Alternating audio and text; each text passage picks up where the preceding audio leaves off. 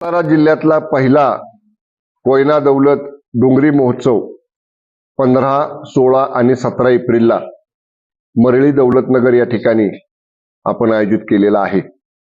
पर्यटन विभाग, पाटण कृषी उत्पन्न बाजार समिती आणि जिल्हा प्रशासन यांच्या संयुक्त विद्यमाने हा डोंगरी महोत्सव आपण आयोजित केलाय. त्याच्यामध्ये कृषी प्रदर्शन, पशुपक्षी प्रदर्शन,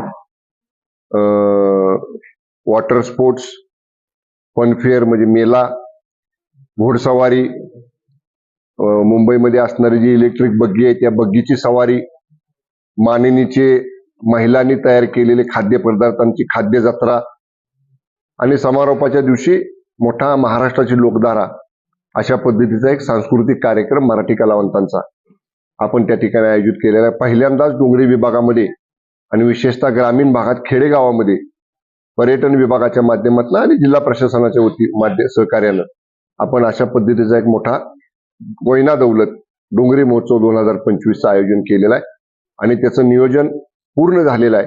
आणि निश्चितच सर्व डोंगरी भागातल्या लोकांना शेती प्रदर्शन, पशुपक्षी प्रदर्शन या सगळ्याच गोष्टींचा, महिला बचत गटांचे स्टॉल्स या सगळ्याच गोष्टींचा मोठा फायदा आणि चांगला लाभ डोंगरी भागातल्या जनतेला या डोंगरी महोत्सवामध्ये पाहायला मिळेल.